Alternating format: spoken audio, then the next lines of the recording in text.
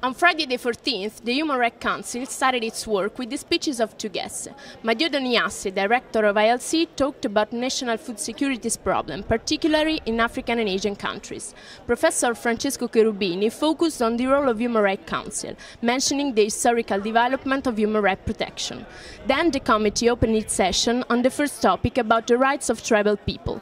After a long debate, the final draft resolution proposed by the Slovenia delegation was approved in the evening.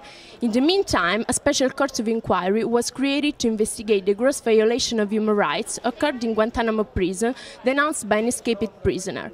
At the end, the committee discussed about topic B, new generation of human rights.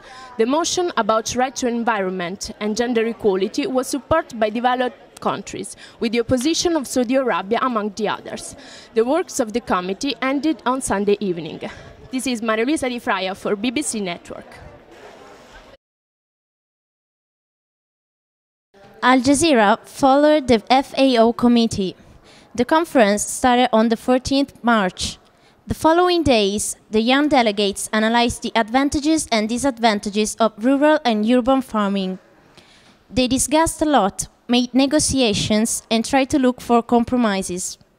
As for rural farming, the representatives of developing countries made interesting proposals and soon became the leaders of the debate. But later, when it seemed that a draft resolution was about to be approved by the entire committee, the representative of developed countries allied that presented their working paper with the purpose of writing a draft resolution. In this way, they detached from developing countries. However, after different discussion, the young delegates were able to find an agreement and to write a draft resolution. For what concerns urban farming, they are still debating. In the next hours, they are going to amend the resolution of both topic A and topic B to vote. That's all for Al Jazeera, all the news all the time.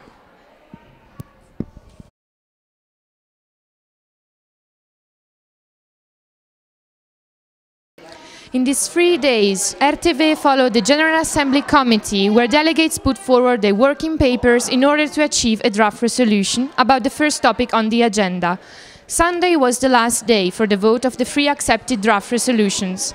After 4 hours of voting procedures, the General Assembly has managed to approve 4 out of the 9 clauses of the first draft resolution, having previously decided to vote clause by clause.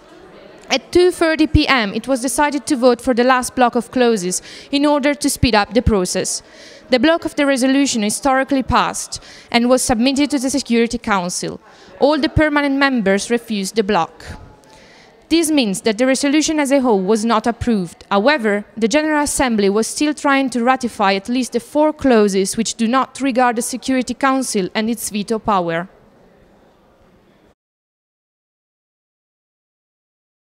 In this edition of RomeMUN 2014, CCTV has followed the work of the Security Council and International Court of Justice.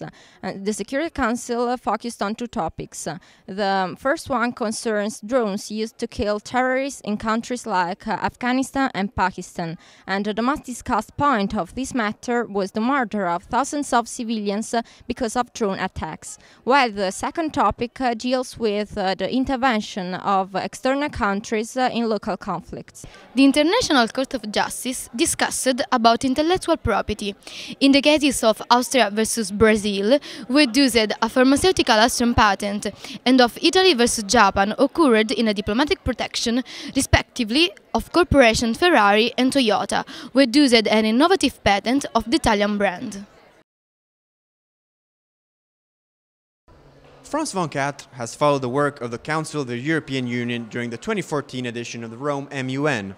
The delegates began by discussing the possible enlargement of the monetary union for countries hoping to join the Eurozone, but who still do not meet the criteria set by the Treaty of Maastricht. After an active 2-day discussion that pointed out all the different positions on the matter, all the delegations, except for 2, Denmark and the UK, voted in favor of a resolution to allow the entrance of 8 non-Eurozone countries in the EU zone. In order to do so, these countries must meet the required economic standards within a 10-year period, with regular 2-year check-ins by the EU. The Council then discussed the possible use of the Bitcoin as a new currency, and decided to tax and regulate it, while also encouraging member states to teach their citizens more about this form of currency.